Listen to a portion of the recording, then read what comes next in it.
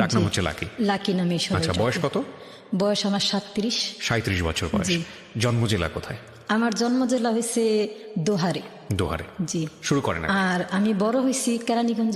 ঠিক আছে, যেখান থেকে বলতে পারেন। জি, ছোটবেলা থেকে বা যেখান থেকে শুরু আমি করেন। কেরানীগঞ্জে বড় হয়েছি। ছোটবেলায় খুব দুষ্ট ছিলাম, আচ্ছা। কিন্তু বেয়াদব ছিলাম না। আছে না অনেক ধরনের বাচ্চারা দুষ্টুমি আর বেয়াদবের মধ্যে পার্থক্য আছে, দুষ্ট অনেকে থাকে বুঝতে পারেন কিন্তু না। বেয়াদবও থাকে। হ্যাঁ, হ্যাঁ। তা আমি দুষ্ট ছিলাম কিন্তু বেয়াদব ছিলাম না। আচ্ছা। যেমন আমরা দুইটা বোন আর দুইটা ভাই। আমরা আচ্ছা। বোন দুইটা হয়েছি বড়, আচ্ছা। আর ভাই দুইটা হয়েছে আমাদের ছোট। তো যখন আমরা ছোট ছিলাম তখন আমার আব্বা ব্যবসা করতে দেখছি। আচ্ছা। আমার আব্বা ওই যে কার্টুন আছে না, কার্টুন, জি ওই বড় বড় ওষুধ কোম্পানির যে কার্টুনগুলা, জি। এই কার্টুনের দোকান ছিল আমাদের। তারপরে 88 বন্যার সময় আমার আব্বা অনেক বড় একটা লস খায়। ওকে। তো লস খাওয়ার পরে সেই কয় ভাই বোন ছিলেন আপনারা? আমরা দুইটা বোন দুইটা ভাই। ওকে। বোন দুইটাই বড় আর আমাদের ভাই দুইটা হয়েছে ছোট। তো আমি যখন ছোট ছিলাম, আমার ছোট থেকেই আর কি আছে না যে মেয়েদের মধ্যে একটা মেয়েলি ভাব, আমার ভিতরে সেই মেয়েলি ভাবটা ছিল না কখনো। যেমন আমাদের তো বড় ভাই ছিল না, আমরা বোন দুইটাই বড় ছিলাম। জি। ঘরের বাজার করা, তারপরে আমার আব্বারে দুপুরবেলা ভাত দিয়ে আসা, আর কি যা করতাম সব আমরাই করতাম। বড় আচ্ছা। পায় আর আমি করতাম। তো বড় আপার বয়স যখন 10 বছর হয়ে গেল, 10-11 বছর হয়ে গেল, সে এগুলা থেকে বিরত হয়ে গেল। সে আর এখন বাজারও করে না, আব্বুরে ভাত দিতেও যায় না, কিন্তু আমার আব্বারে তো ভাত দিতেই হইব। তো ওই 88 বন্যার পর থেকে আমার আব্বার যখন ব্যবসাটা লস হয়ে গেল, লস হয়ে যাওয়ার পরে আমাদের অবস্থা খুবই খারাপ হয়ে গেল।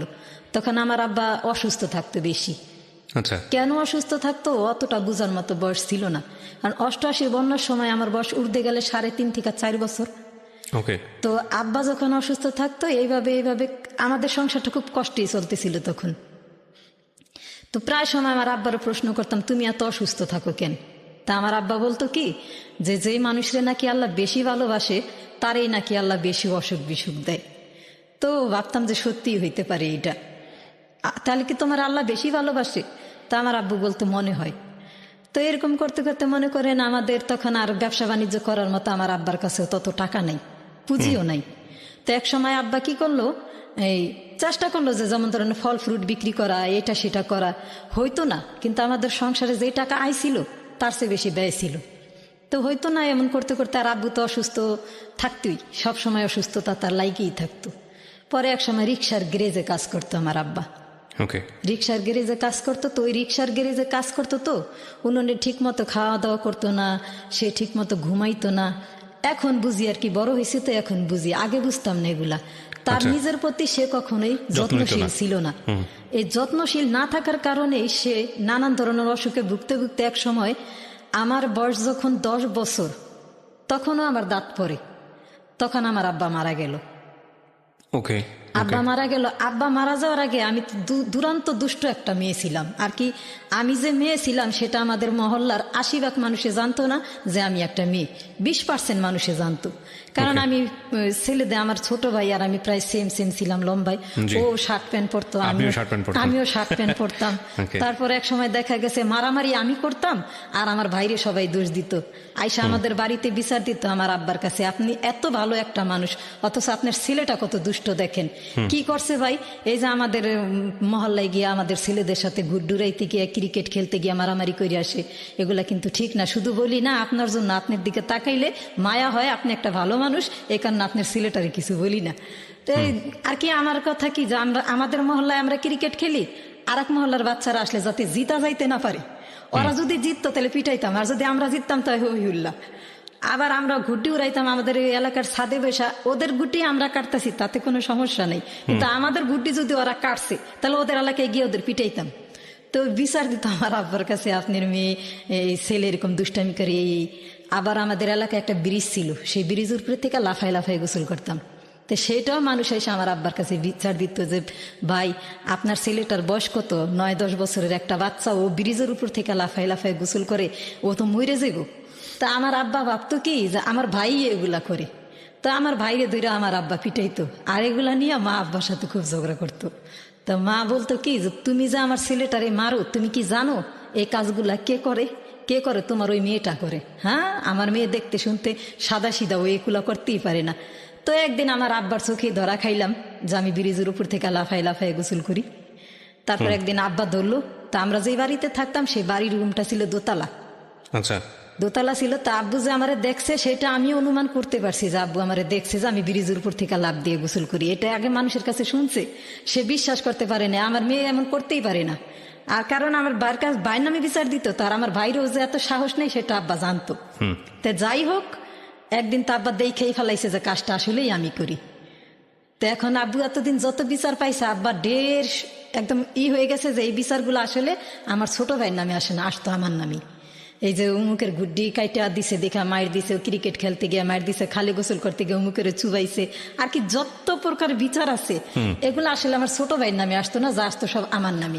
তারপরে ওই ধীরে ধীরে মনে করেন যখন আমার বয়স 9 বছর, তখন একদিন আমার আব্বা খুব বুঝাইলো আমারে, তুমি এগুলা কইরো না, এগুলা করা ভালো না। ও কারণে মানুষের গাছের একটা পাতা ছিল নাকি আল্লাহর কাছে হিসাব দিতে হয়। তো তুমি যদি এগুলা করো তাহলে আমি যদি মরে যাই তাহলে তো আল্লাহ আমার কাছে কৈফত চাইবো যে তুমি বাচ্চারে শাসন করো না, কেন তুমি কি এগুলা করবা? তা আমি বলি যে না। বলে দেখো তুমি তো মেয়ে মানুষ, ছেলেদের মতো শার্ট প্যান্ট পরে তুমি এগুলা করো, সবাই জানে যে তুমি একটা ছেলে, বিচারও আমার কাছে ছেলের নামেই আসে, তো তুমি এগুলো আর কইরো না। তা আমি বললাম যে ঠিক আছে আর করুম না। তো আস্তে আস্তে ধীরে ধীরে আমার আব্বু আবারও অসুস্থ, আমার আব্বা আবারও অসুস্থ। তো আমার আব্বারে সবসময় আমার কাছে একটা ভরসা ছিল কি, যে আমাদের যে কষ্টের সময়গুলো, এই কষ্টের সময়গুলো থাকবে না। কারণ এখন আমার আব্বা অসুস্থ, আমাদের ঘরে আয় করার মতো 2 টাকা আয় করার মতো কেউ নাই, কিন্তু সংসারে খরচ অনেক। তো ধীরে ধীরে এক সময় আব্বা মারা গেল। যেমন আমার আব্বা যখন মারা যায় তখন আমার বয়স মাত্র 10 বছর চলে। তা আব্বা মারা যাওয়ার পরে আমার মা আর একটা বিয়ে করে। মা আর একটা বিয়ে করে। তো যখন আমার আব্বা মারা যায় তখন আপনার মা যখন সেকেন্ড বিয়েটা করলো তখন আপনারা কয় ভাই বোন? 2 ভাই 2 বোনই। আমরা 2টা বোন বড়। তখন আমার বয়স 10 বছর। আপনি সবার বড়? না, বোন আমার বড়, আমার একটা বোন আছে। ওর বয়স কত ছিল? ওর বয়স ছিল মাত্র 13 বছর। আচ্ছা। ও আর আমি 2.5 বছর 3 বছরের ছোট বড়। আচ্ছা, তো বিয়ে করলো তারপর? হ্যাঁ, তো বিয়ে করার পরে যেদিন আমার আব্বা মারা যায় সেদিন আমার বড় চাচা আমার ভাইটারে নিয়ে যায়, আর আমারই নিয়ে যায় আমার ছোট চাচা। তা আমার বোনের যে 13 বছর বয়স ছিল ওর মধ্যে আমার বোনের বিয়ে হয়ে গেছিল। তো আমার যে একদম ছোট ভাইটা সেটারে নিয়ে যায় আমার বড় বোন, আমার বড় বোন নিয়ে যায় আমার দুলাবে। তো এখন আমি বড় চাচার কাছে থাকার পরে ভাবলাম যে না, আমি দেখতে পাচ্ছি আমার ছোট চাচার কাছে যখন আমি থাকি আমি বুঝতে পারছিলাম যে আমি যে থাকতাছি খাইতাছি ঘরের কিন্তু সমস্ত কাজ আমি করতেছি, তারপর আমার কাছে মনে হয় কি যে সে একটা বিরক্তি ফিল করে। আছে না যে বাপ মারা গেছে, আমারই তো ভাইয়ের মেয়ে থাক খাক না। সে আমার কাকি ভালো ছিল, আমার কাকি কখনো আমার খাওয়ায় কষ্ট দিত না, কিন্তু আমি দেখতাম যে এই জিনিসটা আমার কাকার কাছে বিরক্তি ফিল, যেমন সে বিরক্তি হইতো এরকম একটা বোঝা যায়। তো ওদিক দা তো আমার মা বিয়ে করলো, বেশ ভালো কথা, সে ভালোই আছে। কিন্তু আমরা তো ছোট মানুষ, অত বুঝতো মাথায় নাই যে মার কাছে যা গেলেই বা কি হবে আর না গেলেই বা কি হবে। কিন্তু মায়ের জন্য মন খুব কাঁদতো, মনে হইতো যে মার কাছে গেলেই মনে হয় ভালো থাকুম। তারপরে এক সময় ছোট কাকার কাছ থেকে মার কাছে যাইগা, আর আমার যে ছোট ভাইটার আমার বড় কাকা নিয়ে গেছিল ওইও আমার মার কাছে চলে আসে, কারণ ও ওইখানে ছিল চাকরি হিসাবে। যেমন আমার এক চাচার হোটেল ছিল, ওই হোটেলের পানি টানতো ওরে, ওই স্কুলে যাইতো না, আর আমারও স্কুলে যাওয়া হয় না। আর আমি কিন্তু একমাত্র ছোট চাচার কাছে গেছিলাম যাতে আমার লেখাপড়াটা হয়, যাতে আমার লেখাপড়াটা হয়। কিন্তু আমি তার কাছে থাকছি ঠিকই, ঘরের কাজ সব করছি, কাপড় ধোয়া, ঘর মোছা, বাজার করা, যা আছে ইত্যাদি সব করছি। তার কাছে আমি 4 মাস ছিলাম। আমার একজোড়া জুতা ছিল না, সে 4 মাসেও আমার একজোড়া জুতা কিনা দেয়নি। তখন 20 টাকা 15 টাকা হইলে একজোড়া জুতা কিনতে পাওয়া যায়, কিন্তু ওই যে স্যান্ডেল যে বলে, কিন্তু সে আমারে দেয়নি। তা আমি বুঝতে পারছিলাম যে 4 মাস ধরে সে আমার একজোড়া স্যান্ডেল কিনা দেয় নাই, তো সে ভবিষ্যতে আমার জন্য আর কি করব। তখন তো 10 বছর বয়স, মাথায় বুদ্ধি বা কতটুকু। তো মা যাইতে যায় আমাদের জন্য কান্দাকাটি করতে, এক সময় মা নিতে আইলো, আমিও চলে গেলাম। আমার মাও বুঝতে পারছিল যে বাচ্চাগুলারে বোধহয় এইভাবে রাখা ঠিক হইব না, আমার কাছে নিয়ে যাই। তা আমার ছোট ভাইরে আমার মা আগেই নিয়ে গেছে। আমার ছোট ভাইটা ছিল তখন 4 বছর বয়স, আমি 10 বছর, আর আমার যে ভাই আমার পিঠে যেটা সেটা ছিল 8 বছর। তা আমার মা আমাদের 3 ভাই বোনদের নিয়ে গেল। নিয়ে যাওয়ার পরে ওই যে আমার যে সৎ বাপ, সে মনে হয় কিছুদিন আমাদের সাথে একটু ভালো ব্যবহার করছিল। তারপরে না, সে একটা জিনিস আমি খেয়াল করছি, সে আমাদের ভালো চোখে দেখেই না, আর পারে তো ঘাড় ধরে ঘর থেকে বাহিরই করে দেয়, কিন্তু পারতাছে না, তাও পারতাছে না। আছে না যে এক ধরনের গলায় কাটা বিঁধলে মানুষ বাহিরও করতে পারে না, আবার গিলা খাইতেও পারে না, এখন যেন আমরা তার কাছে ঠিক তেমনই। তো এক সময় সে আর কি নানান ধরনের কথা বলতো আমাদের, তোমার মায়েরে বিয়ে করছি, তোমাকে বিয়ে করি নাই, তোমাকে কেন খাওয়ামো। তো মাঝে মধ্যে না কথাগুলো শুনলে অনেক কষ্ট লাগতো। আসলে আমরা গরিব ছিলাম, কিন্তু এত গরিব ছিলাম না। আমার আব্বারে দেখতাম একটা জিনিস আনলে গরিব মানুষের অর্ধেক খাওয়াই দিত। কেউ আমাদের বাড়িতে আসলে না খাইতো, কোনদিন যাইতেই দিত না। আর আজকে সে এইভাবে কথা বলে। সে এমন না যে আমাদেরকে অনেক বাজার সদাই করে খাওয়ায়, আমাদের খাওয়াইতে খাওয়াইতে সে এখন ক্লান্ত, তাও না। সে অতটুকুই বাজার ঘরে করতো যতটুকু আমার মার প্রয়োজন, আমাদের প্রয়োজন অতটুকু করতো না। তো যাই হোক, কষ্ট মষ্ট করে আমার মা আর কি কোন রকম চালাইতো। কিন্তু আমার মা যদি ইচ্ছা করতো যে আমার ছেলে মেয়েদের নিয়ে আমি যেভাবে হোক কষ্ট করে হইলো ছেলে মেয়েদের মানুষ করব, আমার মা ইচ্ছা করলে করতে পারতো। কিন্তু আমার মা তা করেনি। আমার মা একটা বিয়ে করলো, আর আমার মায়ের বিয়ের কারণে আমরা কোথাও কোনো দিন কারোর কাছে মুখ পাইনি। আমাদের আত্মীয় স্বজন বলেন, আমাদের প্রতিবেশী বলেন, যেখানেই গেছি আছে না যে মানুষের দেখলে তো বলে যে তোদের তো বাপ নাই, বড় একটা ভাইও নাই, তোদের দিন কিভাবে কাটে। আমাদের এই কথাটা কেউ কোনোদিন প্রশ্ন করে নেই। সবাই বলতে কি, তোর মার মতো খারাপ মানুষ দুনিয়ায় আছে, এগুলো বলতো। হ্যাঁ, আর কি যত কথা কুকথা আছে আমার মার সম্বন্ধে বলতো, যে যার 4টে পোলাপান তার আবার আরেকটা বিয়ে বসা লাগে। আর কি পাপটা করছে আমার মা, আর কি ওই পাপগুলো সবার মনে পড়তো যখন আমাদের দেখতো। আমাদের চেহারাটা দেখলে তাদের মনে হইতো যে আমার মা কি করছে। তবে যাই হোক, এখন মা তো, আর আমরাও তো অত বড় না যে এখন মায়ের ত্যাগ করতে পারুন বা আমরা নিজের পায়ে দাঁড়াইতে পারুন। ছোট ছোট 2টা ভাই, বড় বোনটার বিয়ে হয়ে গেছে, আমার বয়স 10 বছর, কি করা যায়, সহ্য করতাম। এদিকটা মানুষের কথাও শুনতে হইতো, আর এদিকটা সৎ বাপেও বলতো যে তোমার মায়েরই বিয়ে করছে, তোমাকে বিয়ে করিনি। তা আমার মার জায়গায় যদি অন্য কেউ হইতো তাহলে চিন্তা ভাবনা করতো যে কষ্ট করুন, পরিশ্রম করুন, কিন্তু বাচ্চাদের মানুষ করুন। কিন্তু ওই পরিশ্রমী মহিলা আমার মা ছিল না। আমার মা যদি একটু সতর্ক হইতো না, তা আমার কাছে মনে হয় আমার বাবা এত অকালে মরতো না। সে নিজের কিছু কিছু মানুষ আছে না, নিজের দিকটাই খুব ভালো দেখে, আর কারোর দিক দেখা তো দূরে থাক, সে ভাবেও না। তো এইভাবে মনে করেন আমার বয়স যখন 13 বছর মাত্র পূর্ণ হয়েছে।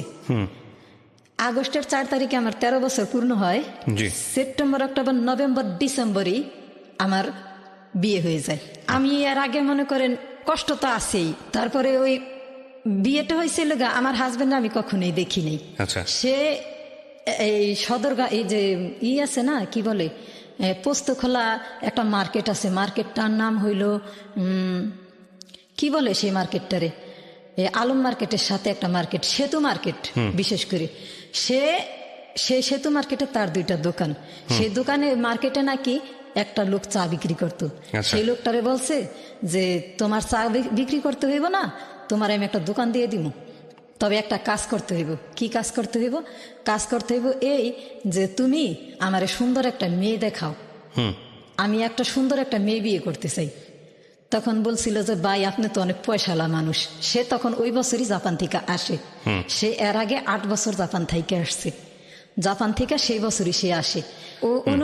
সেই ঘটকের মাধ্যমে আমারে দেখলো, দেখার পরে আমার নাকি তার খুবই পছন্দ হয়েছে।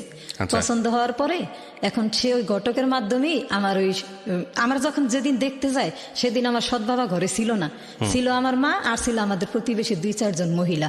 তো তারা বলতেছে যে দেখতে আসলে তার বিয়ে হয় না, তুমি এক কাজ করো, দেখতে আসতে চাই দেখাও, তোমার মেয়েটারে যখন দেখতে চাই তুমি দেখাও, সমস্যা নেই।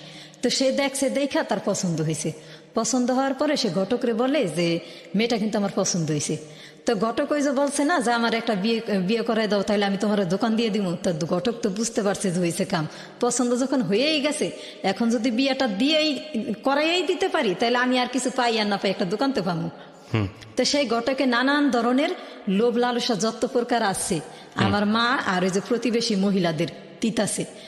ছেলে জাপান থেকে আসছে, এইটা সেটা, ছেলেদের টাকা পয়সার অভাব নাই, সদরঘাট দোকান আছে, সেতু মার্কেটে দোকান আছে, হ্যাঁ, বিভিন্ন ভাবেই করার পরে তো সেদিন সন্ধ্যার সময় আর কি আমার যে সৎবাপ সে আসলো। সে আসার পরে বলে কি, সে শুনলো, শোনার পরে সে বলে যে ঠিক আছে আমি আগে একটু যাচাই করে নিই। তো সে যাচাই করে দেখলো যে সেতু মার্কেটে আসলেই তার দোকান আছে, তার নিজস্ব কেনা দোকান। তো শোনার পরে সে আর কি, এখন জানি না তার সাথে আমার হাজবেন্ডের সাথে কি কথা হয়েছিল, আমি কিছুই জানি না। আর সে আইসা, আমার মা প্রথম রাজি ছিল না যে আমার বিয়ে দিব, বলে যে না 8 বছর ছেলে জাপান থেকে এসে, নিশ্চয়ই ছেলের বয়স বেশি, আর আমার মেয়ে কি দেখতে শুনতে কম, আমি চাইলে তো আমার মেয়ের ভালো একটা জায়গায় বিয়ে দিতে পারি। কিন্তু আমার ওই সৎবাপে আইসা যে আমার হাজবেন্ডের সাথে কি কথা বলছিল আমি জানি না। তারপরে এক সময় সে আমার সৎবাপে আমার মায়েরও খুব সুন্দরভাবে পটায় ফেলাইলো এমন সুন্দরভাবে পটাইলো যে পটানোর পরে আমার মা একদম আর কি গইলে গেছে। তারপরে কি হলো? তারপর এক শুক্রবারে দেখতে আসলো, ফিরা শুক্রবারের মধ্যে বিয়ে শেষ। ওকে, বিয়ে হয়ে গেল। কত বছর বয়স তখন আপনার? তখন আমার বয়স মাত্র 13.5 বছর। 13.5 বছর বয়সে আপনার বিয়ে হলো? হ্যাঁ জি। তো বিয়েটা হয়ে গেল, হওয়ার পরে এখন আমারে নিয়ে গেল একটা ভাড়া বাড়িতে। একটা ভাড়া বাড়িতে নিল, নেওয়ার পরে কিছুদিন এই ডিসেম্বরে বিয়ে হয়েছে। ডিসেম্বরে বিয়ে হওয়ার পরে আসে না যে মানুষের বিবাহিত জীবনটাই থাকে একটু অন্যরকম। যদিও তার সাথে আমার বয়সের একটা অনেক বড় ডিফারেন্স ছিল। এক তো আমি তারে কখনো চোখেই দেখি নাই, আর দ্বিতীয়ত তার বয়স ছিল তখন 28 কি 29 বছর, আর আমার বয়স মাত্র 13.5 বছর। মানে আপনার চেয়ে ডাবল। আমার বয়স তখন মাত্র 13.5 বছর। জি। তো ওনারে দেখলে একটা ভয় জিনিস কাজ করতো আমার ভিতরে। একটা মানুষের দেখলে যে একটা মানুষের স্বাভাবিক মনে হইতো না, তারে দেখলে আমার ভয় লাগতো। এমন ভয় লাগতো যে আমার শরীর ঘাইমে ভিজা যেত। তারপর সেই জিনিসটা বুঝতে পারতো। তো এইভাবে করতে মনে করেন আসে না যে আমার একটা বড় লোকের কাছে বিয়ে দিছে, আমার সংসারে কোনো কিছুর অভাব থাকবো না, খাওয়ায় দাওয়ায় সব দিক দিয়ে আমি পরিপূর্ণ থাকুম না, না ওই ফেসটাই আমি দেখি না।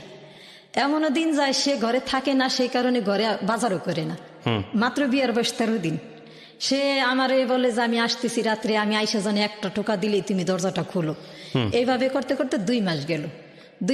3 মাসের সময় সে আমার একদিন হঠাৎ করে বলে যে এটা তাদের বাড়িতে জানাজানি হয়ে গেছে যে সে বিয়ে করছে। তাদের বাড়িতে জানাজানি হয়ে গেছে। জানাজানি হওয়ার পরে তার উপরে খুব বড় একটা প্রেশার আসলো, কারণ সে আগেই জাপান থাকতে একটা বিয়ে করছিল না। এটা তো আর আপনি জানেন না? না, এটা আমি জানতাম না, কিন্তু আমার মা এবং আমার সৎবাপ সবাই জানতো। আগে থেকে জানতো? তারা সবাই জানতো, আগে থেকে জানতো। হ্যাঁ, তারা সব যাই না শুনেই আমারে দিছে। আচ্ছা। কারণ এখানে তো আমার সৎবাপের হাত ছিল। আর সে আমার এটাও বলছিল যে বাপটা যদি তোমার আপনা হইতো জীবনও তোমার আমার কাছে বিয়ে দিত না। তো মনে করেন, তো উনি আমার বলতেছে যে আমি এখন মানুষের কাছে না শুনি মানুষ কানাকানি করে এইটা এইভাবে। তা আমার উদ্দেশ্য কি মানুষ কানাকানি করে আমি এগুলো শুনুন কেন? আমি ডাইরেক্ট কি তারে জিজ্ঞেস করি আসলে এই কতটুকু সত্য ঘটনা। তা আমি তার একদিন প্রশ্ন করলাম, আচ্ছা আপনি কি জাপান থাকতে বিয়ে করছিলেন? বলে যে হ্যাঁ আমি বিয়ে করছিলাম। কেন বিয়ে করছিলেন? বলে আমি যে মালিকের কাজ করতাম, মালিক আমার খুব পছন্দ করতো, আমি কাজে খুব এক্সপার্ট ছিলাম, মালিক আমার পছন্দ করতো। তো মালিকে বলছিল যে তুই দেশে বিয়ে কর, তারপর তোর বউ নিয়ে আয়, এখানে আমি তোরে সেটেল করে দিই, তুই এখানেই সেটেল হয়ে যা, জাপানেই সেটেল হয়ে যা। তারপরে বিয়ে করছি, দেশে আসছি, দেশে আইসা আমার আর মনে হয় নাই যে আমি আর এই বউ নিয়ে সংসার কিরা খাই। কেন? আমিও কালো, আমার বউটাও কালো। ওকে। আমিও কালো, আমার বউ কালো, আমার পোলাপান হইব কালো কালো। তার এইটার কি তার ধারণা। তারপরে যাই হোক বনাবনি হয় না। 1 জানুয়ারিতে সে আসছে, ফিরা ডিসেম্বরে আমার বিয়ে করছে। বিয়ে হয়ে গেছে, বেশ ভালো কথা। তো এখন ওনার যখন সবকিছু চাপাচাপি শুরু হয়ে গেল তাদের বাড়ি থেকে, তখন সে আর কি দিশা পাইতেছে না কি করব। এখন দিশা পাইতেছে না। আমার 5 লাখ টাকার কাবিন দিয়ে বিয়ে করছে, স্বর্ণ গয়না যতটুকু তার সামর্থ্য ছিল আমার ততটা দিয়েই করছে, সবকিছু দিয়েই করছে। তো এই কথাগুলো তো জানতো আমার সৎবাপ, আর আমার হাজবেন্ড যে বিবাহিত এটা তো আমার সৎবাপ এবং আমার মায় দুজনই জানতো। আমার কাছে এটা খুলা বাবা কেউই বলে নেই। আর আমিও ততক্ষণ বয়স কি আমার, আমি তো ততক্ষণ বুঝিও না যে আসলে কি হইতেছে আমার সাথে। তারপর বিয়ের 3 মাস এমন সময় সে আমার একদিন বলে যে তোমার একটা কথা বলি, তুমি এই কথাটা কারো কাছে বলতে পারবা না। আমি বলি কি বলেন? বলে আমারও তোমার ডিভোর্স দিতে হইব। হঠাৎ করে? হ্যাঁ, আমারও তোমার ডিভোর্স দিতে হইব। আমি বলি কেন আমি আপনার ডিভোর্স দেবো? বলে তুমি যদি আমার ডিভোর্স না দাও তাহলে আমি আত্মহত্যা করব। আচ্ছা। এই কথা বলার পরে না আমি আর কি, আমার মুখে কোনো ভাষা নাই যে আমি এমন কি পাপ করলাম যে আজকে আপনারা আমার ডিভোর্স দিতে হইব। কেন আমি আপনার ডিভোর্স দেবো? আমার খুইলা বলেন। বলে যে আমি অনেক বড় লোকের ফ্যামিলিতে বড় হয়েছি, আমি অনেক হাই ফাই ভাবে চলাফেরা করছি, এখন কষ্ট করে চলা আমার পক্ষে সম্ভব না। এখন আমি যদি তোমার ডিভোর্স না দিই বা তুমি যদি আমার ডিভোর্স না দাও তাহলে আমার বাপে আমার বাড়িতে উঠতে দিব না। এই জন্য ডিভোর্সে যেতে হবে। আমার বাপে আমার বাড়িতে উঠতে দিব না। এখন তুমি যেইভাবে পারো এই কথাটা কারোর কাছে প্রকাশ করবে না, কিন্তু আমারও তোমার ডিভোর্স দিতে হবে। তা আমি তখন ডিসেম্বর, জানুয়ারি, ফেব্রুয়ারি, মার্চ মাসের ঘটনা এটা। তখন আমি চিন্তা করলাম যে আমার সৎ বাপে যাই না শুই না, আমার মায়ের আমার সৎ বাপে এর কাছে আমার বিয়ে দিছে। আমার তো বড় একটা ভাইও নাই আর বাপও নাই। আজকে আমি আমার যে পজিশনটা, আমি কার কাছে গিয়ে বলুম? কে আমার একটু সাহস দিব? আমার সাহস দেওয়ার কেউ নাই। আর বিয়ের পর থেকে যে সমস্ত ঘটনা আমার সৎ বাপে আর আমার মা করছে আমার হাজবেন্ডের সাথে, এখন এই মুখ আমি কারোর কাছেই রাখতে পারি না। কারণ আমার যে বিয়ের সময় স্বর্ণকন্যাগুলো দিছিল না, এগুলো আমার সৎ বাপে বেঁচে খাইছে। এবং এমনকি আমার টাকা নিয়েও আমার হাজবেন্ডের থেকে সেই টাকাগুলোও দেয়নি। মাত্র বিয়ের বয়স 3 মাস না 4 মাস চলে। তো এখন আমি যে তাদের কাছে গিয়ে দুঃখের একটা কথা বলুম, কার কাছে বলুম? তারা তো আমার দিকটা দেখলো না, আমার দিকটা তো তারা বুঝলো না। তারা ওইটাই করলো যেটা তাদের মনে চাইলো, আমার দিকটা কেউ ভাবলো না। তা আমি চিন্তা ভাবনা করতেছি, কি বলে এই লোকটা, আমি তার ডিভোর্স না করলে সে আত্মহত্যা করবে, কি বলে আবল তাবল। তো বয়স কম তো আমি কিছু বলি না, একদম চুপ হয়ে রইলাম, স্তব্ধ, যে আসলে কি এটা আমার জীবনে ঘটতেছে? আমি কি আসলে এত বড় পাপ করছি যে এত বড় শাস্তি আমার জন্য আপনি অপেক্ষা করে? ফ্যামিলিতেও জানালেন না বিষয়টা? পরিবারে জানিয়েছেন? না, কাউরে জানাইনি। তো না জানালে ডিভোর্স হবে কিভাবে? ও পরিকল্পনা কি ছিল ওর? ওনার পরিকল্পনা ছিল, এখন আমি যদি ওই যে বাড়িতে জানাজানি হয়ে গেছে, আমার বিয়ে করছে, জানাজানি হয়ে গেছে, নাকি আমার শ্বশুর বাড়ির লোকেরা তার উপরে খুব চাপ সৃষ্টি করছে। না, আপনাকে গোপনে কেন দিতে চাচ্ছে সেটাই তো আমি জানতে চাচ্ছি। সেটা আর কি আমার ফ্যামিলির থেকে জানলে আবার তার উপরে চাপ সৃষ্টি করবো, কি হাস্যকর না বিষয়টা? হ্যাঁ। যাই হোক, তারপর আমার ফ্যামিলি থেকে জানি, কেউ না জানে, তার ফ্যামিলিতে জানুক, সমস্যা নেই, কারণ আমি তো গরিব না, আমার তো বাপ নাই, বড় একটা ভাই নেই, বাপ আসলে সৎ বাপ হারে কিছু টাকা দিয়ে মুখ বন্ধ করে দিতে পারবো। আমার পক্ষের থেকে যদি কেউ জানে, তো প্রতিবেশী তো আর ছাড়বো না। তা আমার পক্ষের থেকে কেউ জানলে তার জন্য এটা খুবই সমস্যা, আর যদি তার পক্ষের থেকে জানে তাইলে কোনো সমস্যা নেই। তাহলে আমি এক সময় কি করলাম, রাজি হয়ে গেলাম তার ডিভোর্স দিতে। আচ্ছা, রাজি হয়ে গেলাম। তো সে কি করছে, সে যেই কাজী আমার বিয়ে পড়াইছে, সেই কাজীর কাছে যে একটা অ্যাসিস্ট্যান্ট ম্যানেজার থাকে না, যে কাজীর সব কাজ আগায় পাশায় দেয়, ফাইল টাইল সবকিছু ঠিকঠাক রাখে, তার সাথে খুব সুন্দরভাবে কথা বললো। কথা বলার পরে সে কি করলো, ওই আমার হাজবেন্ডরে আমারে নিয়ে সে ওই কাজীর কাছে দাঁড়া করাইলো। তখনও আমার কাবিননামার কাগজ কেউই উঠায় নেয় নাই। আচ্ছা। তো এক পর্যায়ে আমার কাছ থেকে সে ডিভোর্সের সাইন নিল, ডিভোর্স নামা হয়ে গেল, তার সাথে আমার ডিভোর্স হয়ে গেল। হয়ে যাওয়ার পরে আমি বাসায় আসলাম, বাসায় এসে খুব কান্দাকাটি করলাম যে কি বিয়া দিল আমারে, খালি পয়সা লাই দেখলো, মানুষ কিনা তা দেখলো না। তারপর যাই হোক, এখন ওই ডিভোর্স সাইন করার কিছুদিন আগে থেকে না আমি একটু অসুস্থতি বোধ করি, যেমন মনে হয় কি যে আমি সুস্থ না, আমার ঘুম আসে না, ঘুমাইলে তারপর কিছু খাইলে খাইতে পারি না। আবার আপনার প্ল্যান কি ছিল? আপনি ডিভোর্স দিয়ে কোথায় যাবেন? যেদিকে দুই চোখ যায়। পরিবারে কাউকে জানাবেন না? না, যদি বাঁচতে পারতাম তাহলে বাঁচতাম, আর যদি না বাঁচতে পারতাম তাহলে সুসাইড করতাম। তা আপনি পরিবারের কাউকে না জানিয়ে ডিভোর্স দিচ্ছেন কেন? কারণ আপনার তো এই বিয়েতে কোনো হাত ছিল না, পরিবারকে জানানো উচিত না? না, তাদের কি জানামু, আমার বিয়ে হয়েছে তার কিছুদিন পরে আমার হাজবেন্ড যে স্বর্ণগয়না গুলা দিছে, এগুলা নিয়েও আমার সৎবাপে বিক্রি করে খাইছে। আমার সৎবাপে আর আমার মা মিলা। বিয়ের কয়দিন পরে ডিভোর্সের কথা হচ্ছে? 3 থেকে 4 মাস। আল্লাহ। তো যাই হোক, এখন আমার মা বাপের কাছে গিয়ে এবার দুঃখ বইলা কি লাভ? তারা যদি আমার দুঃখটা বুঝতো, তাহলে আমার বিয়ের পর দেয় আমার স্বর্ণের জিনিসগুলো বেচা তারা খাইতো না, আমার হাজবেন্ডের কাছ থেকে টাকা হলত করে নিয়ে তারা খাইতো না। এখন তারা অন্যায় করছে, আমার হাজবেন্ড আমার ঘরে বাজারও দেয় না, আর 100 টাকা দিয়েও বলে না যে তুমি কিছু আই না খাইও। এমনও দিন গেছে, আমি একটা মেয়ে মানুষ, আমি একটা নতুন বউ, অথচ আমার ঘরে বাজার নেই, আমি দিনের পর দিন না খাই থাকি। তো এইভাবে মানুষের দিন কাটে। তা আমি ভাবলাম যে আমার তো কোনো দিকই নাই, কোনো কুলি নাই, বিয়া দেয়া দিছে, বিয়া নামের একটা কলঙ্ক মাথায়, তার মধ্যে আবার আর এক করছে আমার সাথে এই অবিচার, এখন আবার স্বামীও করতেছে আর এক অবিচার। তা আমি যে জানাবো, কারে জানাবো? আমার তো এমন একটা গার্ডিয়ান নাই যে স্ট্রং ভাবে আমার পাশে এসে দাঁড়াইবো। তারপর যাই হোক, আমার কাছে ডিভোর্স চাইলো, আমি দিয়ে দিলাম।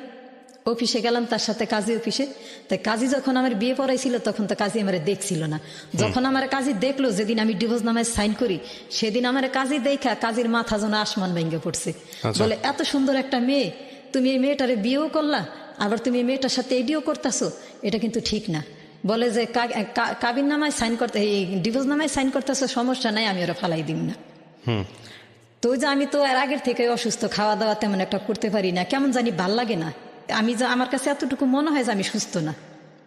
তারপর যাই হোক, তারে আমি ডিভোর্স নামায় সাইন দিয়ে দিলাম, নিয়ে এটা আমার শ্বশুর বাড়ি মানুষেরই খুব দেখাইলো, দেখায় সে ওইখানে নিরাপদ হইল যে আমার সাথে তার এখন কোনো সম্পর্ক নাই, আমি নির্দাবিতে তারে ডিভোর্স দিয়ে দিছি।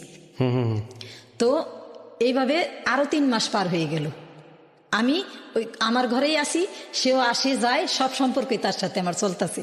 তো এক সময় আমাদের বাড়ি এলি যে, আমি তার কাছে এই ব্যাপারটা খুইলা বললাম, বলার পরে সে বলে যে এটা কোনো ডিভোর্স হইলো? এটা কেমন ডিভোর্স? তোমার কাছ থেকে ডিভোর্স নামে সাইনও নিল, তুমি সাইনও দিলা, আবার সম্পর্ক সে স্বামী স্ত্রীর মতো আগের মতোই বজায় আছে। সে যদি 3 মাস তোমার কাছ থেকে বিরত থাকতো, তাইলে হয়তো এটা ডিভোর্স গণ্য হইতো। এটা কিসের ডিভোর্স, কিসের তালাকনামা? তুমি কিছু না বলতে পারো, সমস্যা নয়, তুমি আমারে বলো, আমি তোমার পক্ষে প্রতিবাদ করুম। তা আমি বললাম যে না, প্রতিবাদ করে কোনো লাভ নেই, আমি দেখি শেষ করে গিয়ে দাঁড়ায়। তারপরে সে আমার ব্যাপারটা বুঝতে পেরে সে নিজেও খুব দুঃখ প্রকাশ করলো। তারপরে আমি তারে বলছি যে খালাম্মা, আজকে যদি আমার নিজের বাপ জীবিত থাকতো, হয়তো বা এই দিনগুলো আমার দেখতে হইতো না। ট্রু।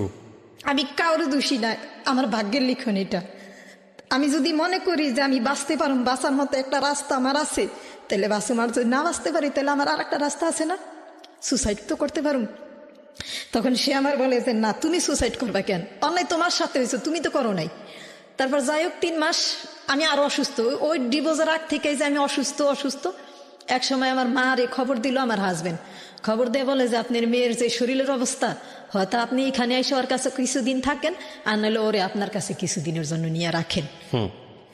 তা রাখার এখন আমার মা বলে যে না, এখানে তো আমার থাকা সম্ভব না, আমার ছোট 2টা ছেলে আছে, আবার আমার সৎবাপও আছে, সৎবাপ কি দিব আমার মায়ের আমার কাছে থাকতে দিব না। তো মা কি করলো, আমার সাথে পেরে নিয়ে গেল। নিয়ে যাওয়ার পরে এখন আমার মা, আমার চেহারা দেখে আর কি কেউ আমার চিনে না, আমার কাছে লাগে আমি সবার কাছে অচেনা হয়ে গেছি। কারণ আমি খাওয়া দাওয়া করতে পারি না, ঠিক মতো ঘুমাইতে পারি না, অসুস্থ বোধ করি, সব কিছুতেই কিচ্ছু খাইতে পারি না, পানিও খেতে পারি না। তো সবাই আমার এই অবস্থা দেখে আর কি কেমন জানি কানাকানি করে, যে এত সুন্দর মেয়েটারে বিয়ে দিল, মেয়েটার দিকে তাকাইলে তো মনেই হয় না যে ও এত সুন্দর ছিল। তো আমার মা একদিন আমার প্রশ্ন করলো যে তোর কি হয়েছে তুই বলতো। তো আমি বললাম যে মা, আমার না কোনো কিছু ভাল লাগে না, আমি কিছু খাইতে পারি না, কিছু খাইলে আমার বমি আসে, আর কেমন জানি অন্ধকার লাগে, সব কিছু ভাল লাগে না আমার। তখন ওই যে মেয়েদের যে একটা সমস্যা হয় না, আমার ওই প্রশ্নটা করলো আমার মা। তা আমি বললাম এটা তো 3-4 মাস ধরে আমার হয় না।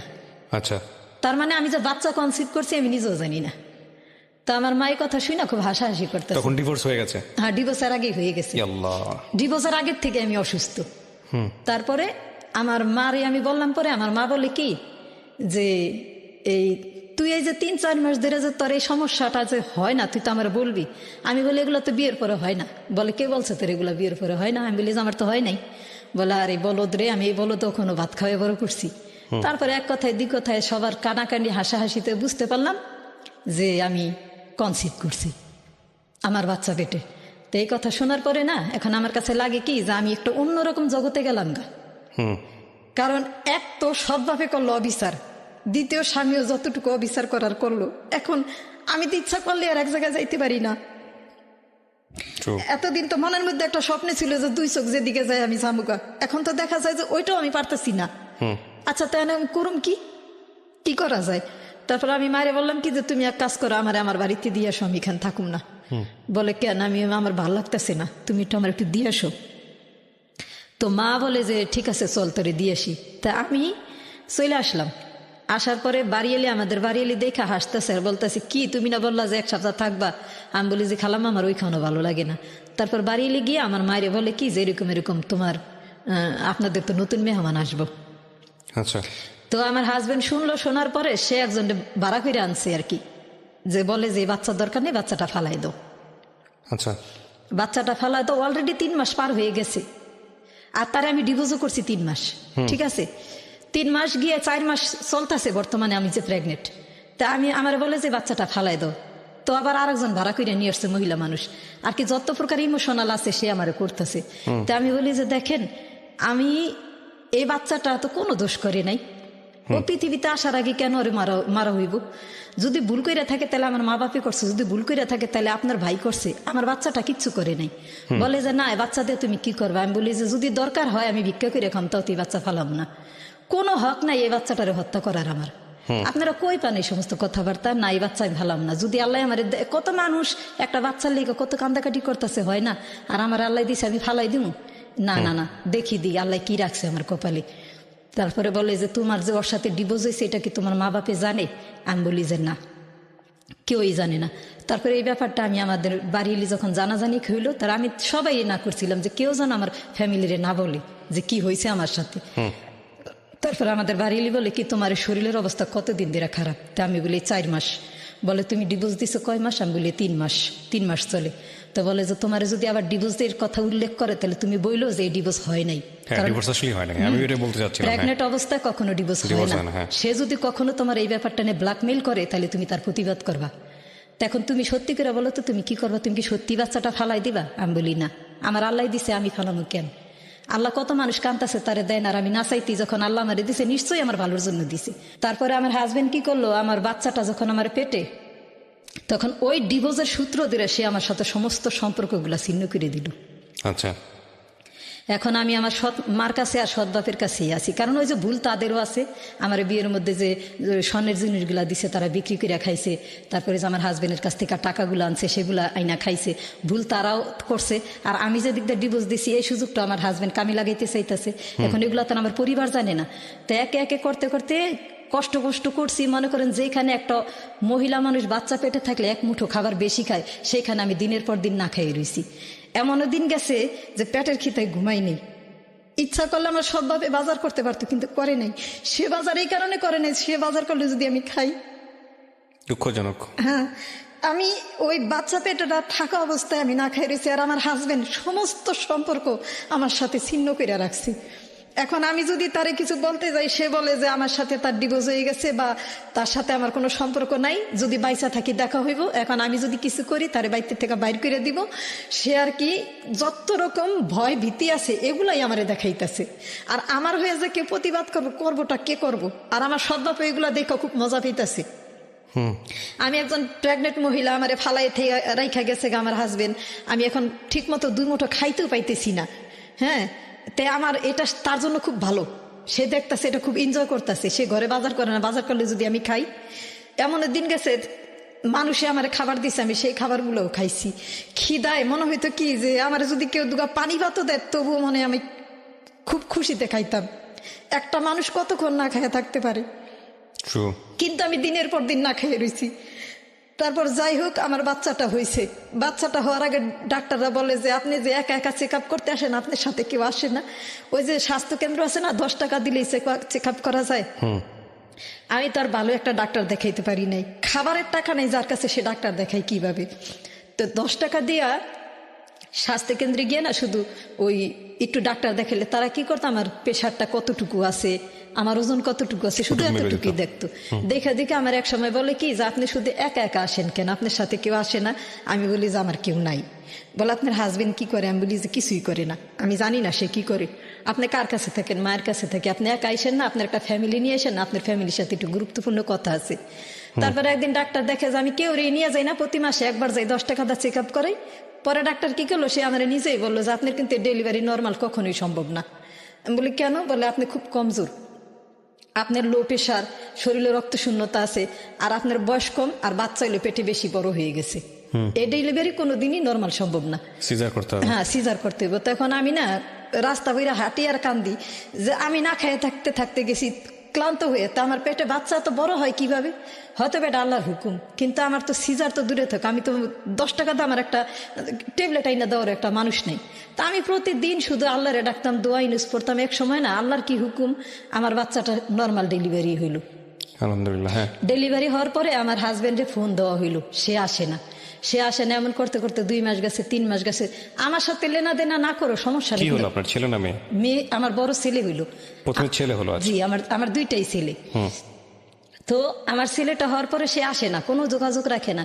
এখন আমরা তো বাড়িতে থাকি না, মানুষ অনেক কানাকানি করে কি বলে যে মেয়েটাও দেখতে শুনতে ভালোই, মাশাআল্লাহ চাঁদের মতো একটা বাচ্চা আল্লাহ দিছে। তো বাপ কিভাবে পারে তার নিজের বাচ্চাটার এইভাবে দেখতে? না আইসা, তোমার হাজবেন্ড আসলে কই আছে বলো তো? এমনও মানুষ আছে, কেউ আমার চরিত্র নিয়ে কথা বলে, কেউ বলে যে বাচ্চার নাকি বাপই নেই। আচ্ছা। হ্যাঁ, যখন এই কথাগুলো কানে আসলো না, তখন আর সহ্য হইল না যে আজকে দোষ করছে আমার মা বাপের, শাস্তি দিছো আমারে। বাচ্চার কি দোষ? বাচ্চাটার কি দোষ? আজকে আমার এত সুন্দর নিষ্পাপ একটা বাচ্চা, মানুষ চরিত্র নিয়ে কথা উঠায়। আসলে তো আমার বাচ্চাটারও চরিত্র খারাপ না, আমারও খারাপ না, আমার বাচ্চার ভাগ্য এত খারাপ না যত খারাপ আমি মনে করি।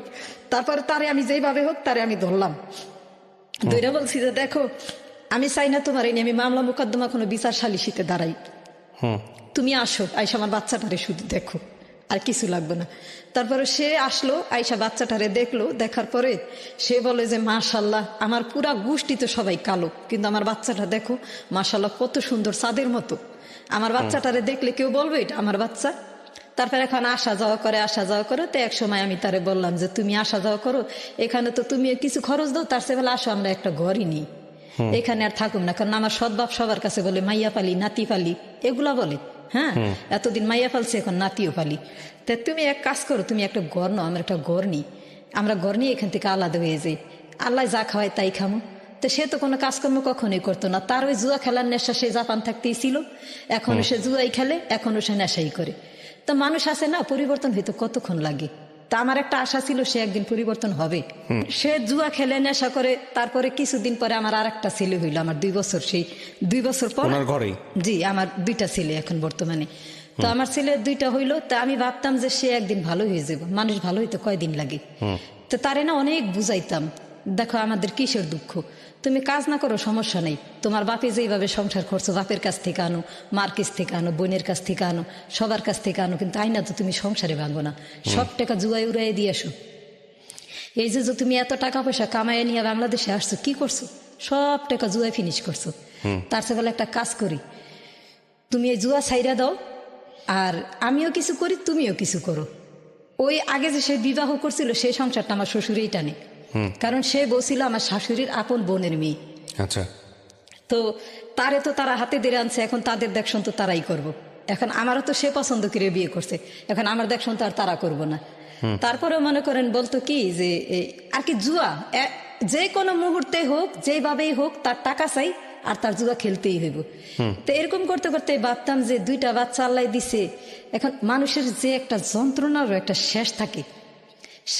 তারে ব্যবসা, আমি ব্যবসা করবো, আমরা টাকার জোগাড় করে দাও, ব্যাংকের থেকে লোন নিয়ে দেই, মানুষের ঘর থেকে কিস্তি উঠাই দেই, সুদের উপরে টাকা না দেই, মানুষের কাছে ধার কর্জ করে দিই, সে ব্যবসা খারাপ করাইব। এমন কি করে, সে ব্যবসা তো খারাপ করাই না, দিন বেরো ঘুমায়, রাত বেরো জুয়া খেলে। এদিক দা বাড়িওয়ালারে ভাড়া দিতে পারি না, বাড়িওয়ালা অপমান করে। সুদখোরের কাছ থেকে টাকা আনছি, তাগো টাকা দিতে পারি না, তারাও অপমান করে। মানুষের কাছ থেকে ধার কর্জ করে টাকা আনছি, দিতে পারি না, তারাও অপমান করে।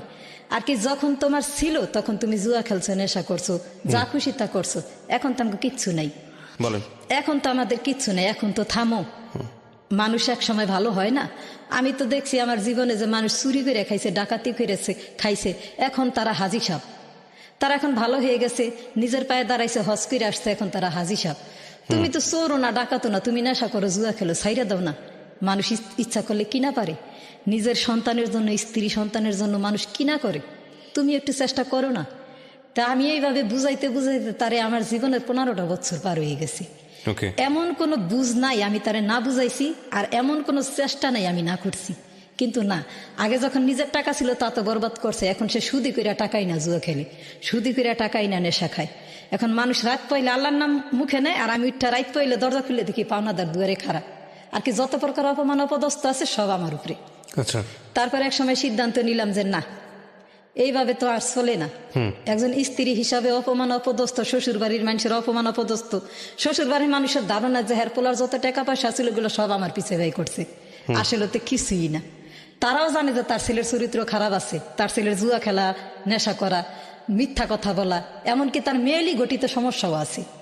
মানুষের চরিত্র একদিক দিয়ে তো ভালো থাকে, তার কোনো দিক দিয়ে ভালো ছিল না। তারপরে সংসার করে কেন খাইছি জানেন? আমার বাপ নাই, বড় একটা ভাই নাই, আজকে আমার বাচ্চা 2টা ছোট ছোট, রাইখা যাবো কে দেখবো, আর নিয়ে যাবো তো কই নিয়ে যাবো এই ছোট ছোট 2টা বাচ্চা নিয়ে।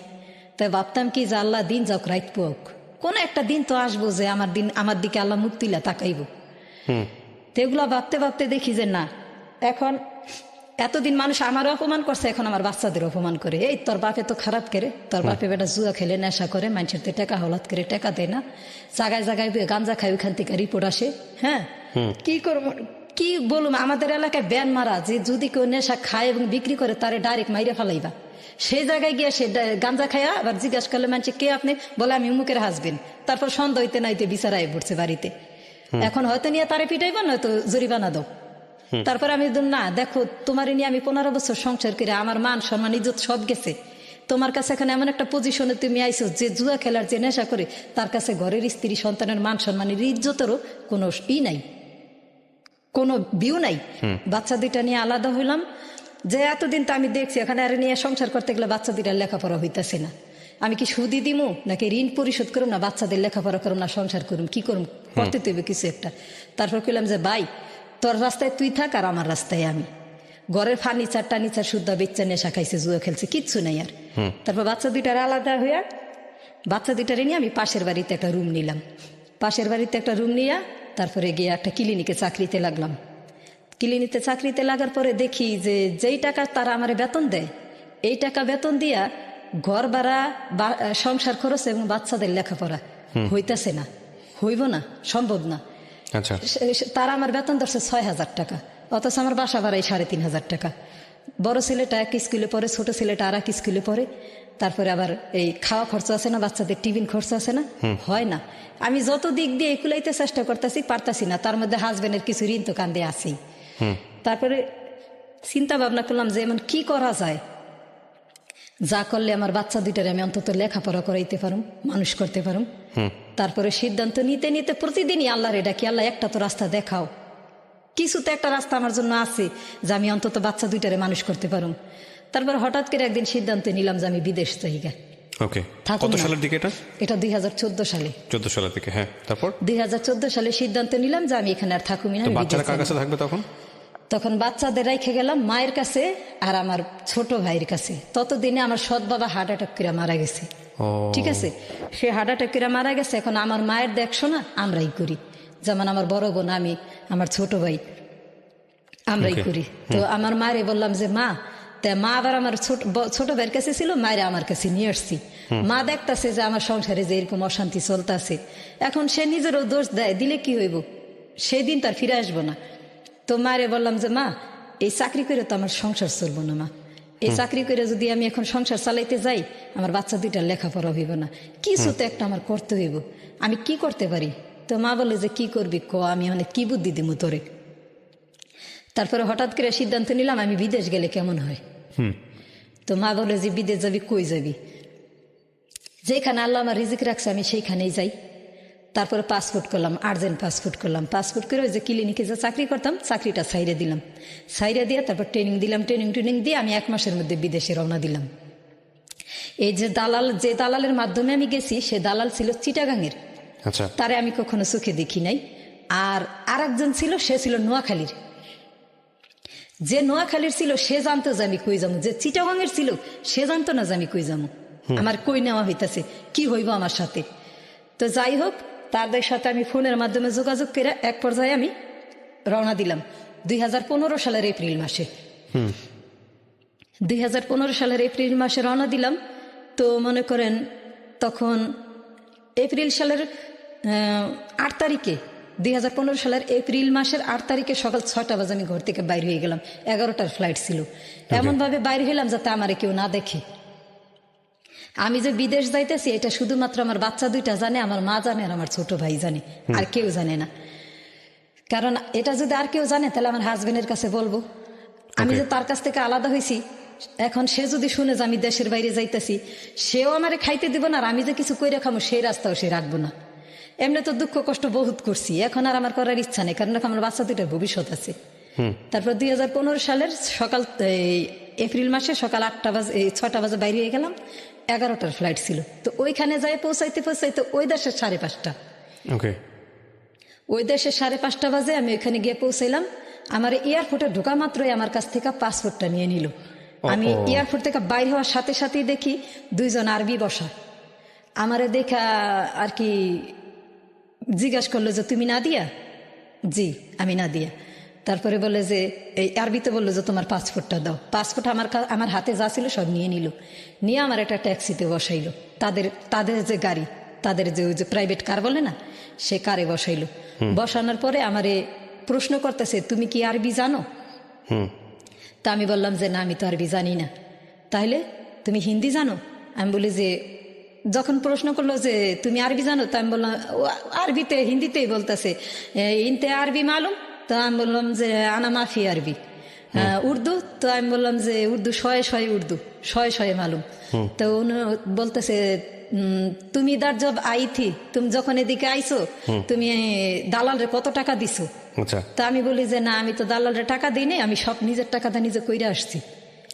আমার টিকিট আমি কাটছি, আমার পাসপোর্ট আমি করছি, ফিঙ্গারপ্রিন্ট, তারপরে মেন পাওয়ার যা যা করা লাগে এগুলো আমি সব কইরা আসছি। ও হিন্দিতে সে আমার প্রশ্ন করতেছে, আমি হিন্দিতে জবাব দিতেছি। তা আমার বলতেছে তুমি কি শাদীশুদা, মানে তুমি কি বিবাহিত? তা আমি বলি যে জি আমি বিবাহিত, আমার 2টা বাচ্চা আছে। বাচ্চা 2টা কার কাছে? আমার মায়ের কাছে। তো এখন আমি দেখতেছি যে সে যে রাস্তাটা যাইতেছে, এই রাস্তাগুলো না আমি কোনো, যেমন আমি ইউটিউবে দেখছি এগুলা সেইগুলা না। যেমন আমি টিভিতে দেখছি, তখন তো ইউটিউব ছিল না, টিভিতে দেখতাম যে দুবাই শহর এত সুন্দর, স্পেন এত সুন্দর, এটা এত সুন্দর, কিন্তু ওই দেখার মধ্যে না এই দেখায় কোনো মিল নেই। কারণ আমার যে রাস্তাটা নিতেছে সেটা প্রথম ছিল বিশাল বড় মরুভূমির মাঝখান দিয়ে রাস্তা। তারপর যাইতে যাইতে এক পর্যায়ে গেলাম চারোদিকে শুধু পাহাড় আর পাহাড়, সেও আবার কি লাল মাটির পাহাড়ের মতো। তারপর আবার যাইতেছি, যাইতে যাইতে কত দূর গেলাম, তারপর এক সাইডে পাহাড় আর এক সাইডে রাস্তা, মানে এই সাইডে রাস্তা আর এই সাইডে পাহাড়, মাঝখান আর কি রাস্তাটা। যাইতে যাইতে তারপর আবার ঢুকলাম পাহাড়ের ভিতর দিয়া রাস্তায়।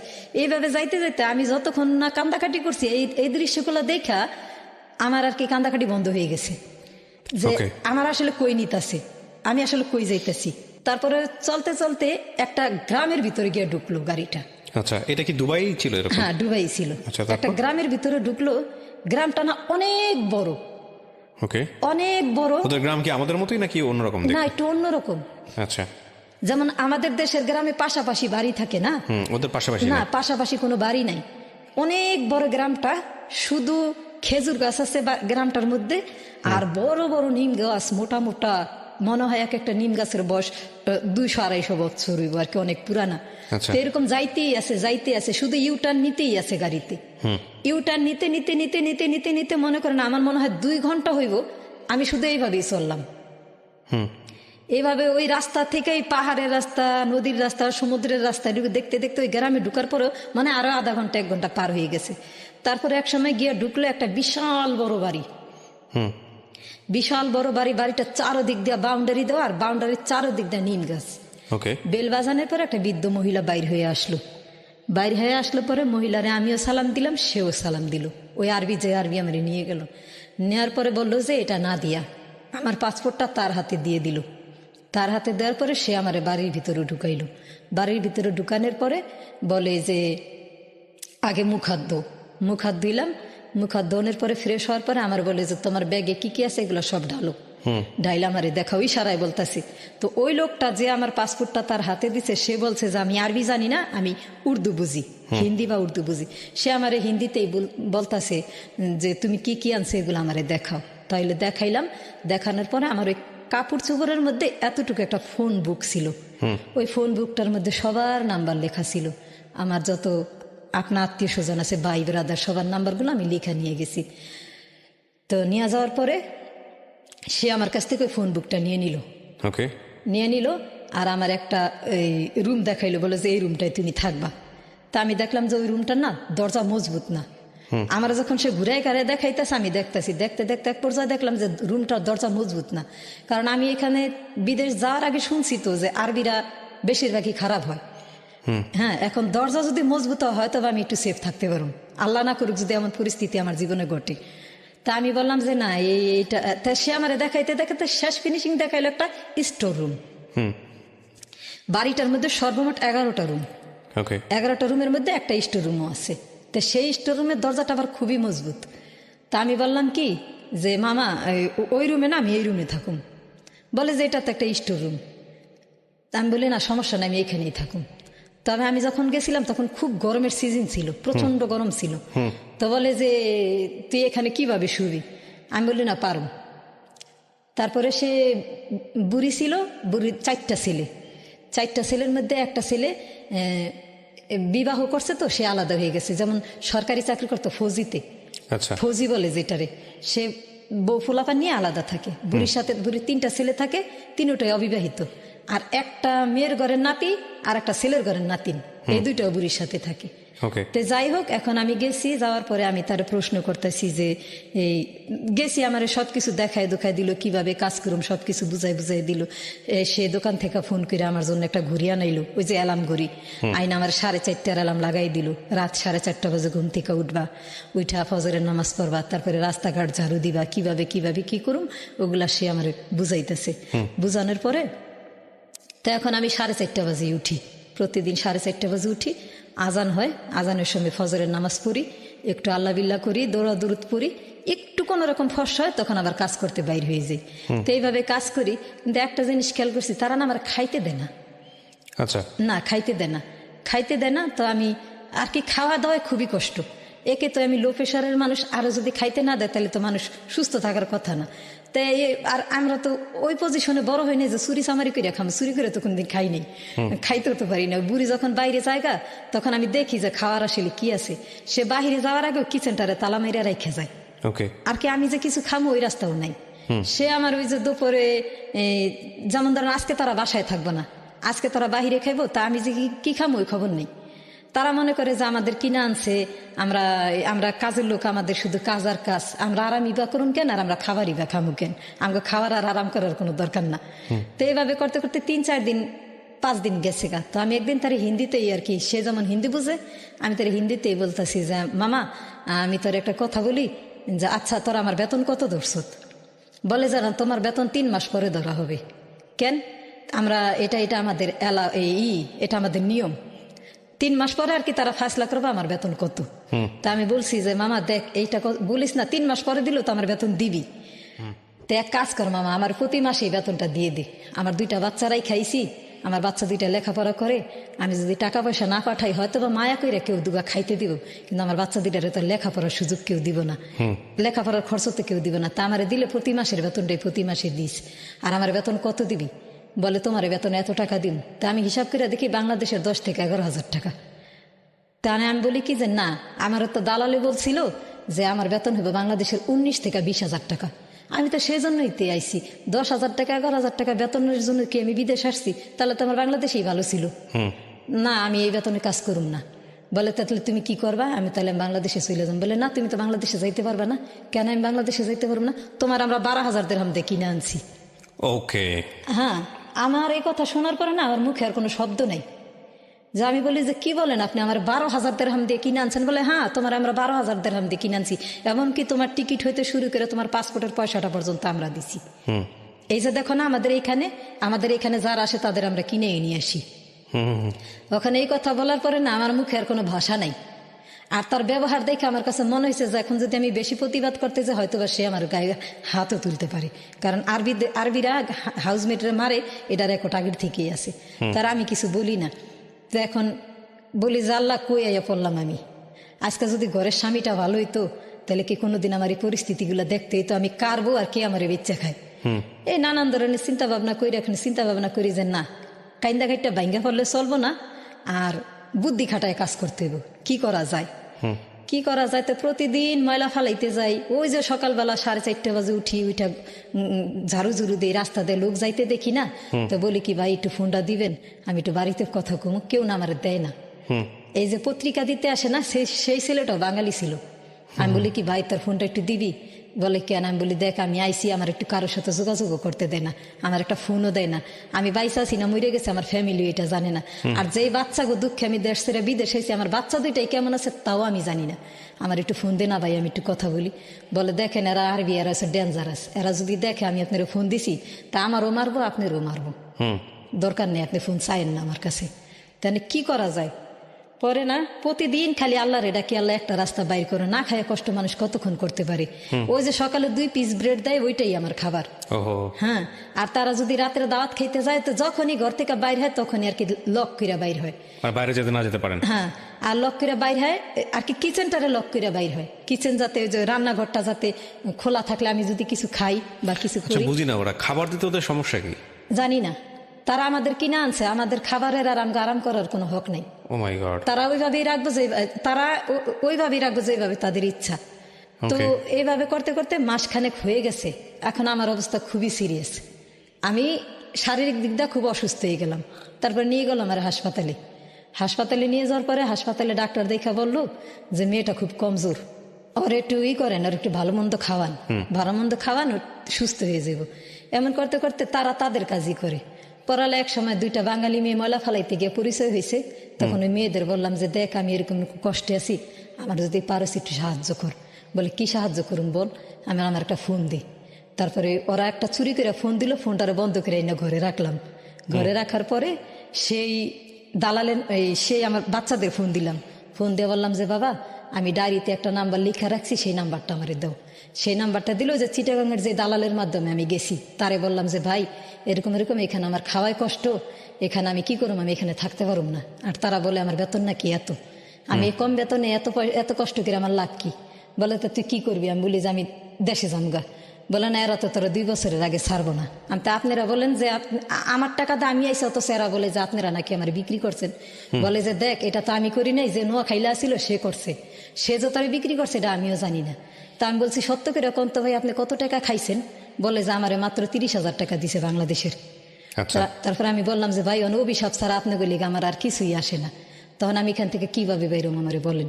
বলে তুই কই আছো? তা আমি বলি যে এই জায়গাটার নাম লেখা আছে কালবা, এটা অনেক দূর। তারপরে বলে যে তখন তুই কি করবার চাস? আমি বাইর হয়ে আসি, আমারও যদি পারেন দেশে পাঠাই দেন, আর নাহলে পারলে আমার অন্য কোথাও রাখেন। পরেলা সে বলে কি তুই শারজা আস। তারপর সকালবেলা 4:30 বাজে উঠলাম, উঠা এই নামাজ কইরা বাহির সাফ সুফ কইরা বাইরে গেলাম। বাইরে রাস্তা খুঁজে পাইতে আধা ঘন্টা সময় লাগলো। আধা ঘন্টা পরে একটা ট্যাক্সি দেখলাম যে যাইতেছে, ট্যাক্সিটারে হাত ইশারা দিলাম, পরে ট্যাক্সিটা এসে থামলো। থামার পরে ট্যাক্সিতে একদম সোজা শারজা চলে আসলাম। শারজা আইসা তারপরে এক বাঙালি আপারে ফোন দিতে বললো যে তুই আরে ফোন দে, ফোন দিলে তোরে সাহায্য করবো। পরে এক আপারে ফোন দিলাম পরে সে আপা আমারে করলো কি, নিয়ে তার কাছে 12 দিন রাখলো।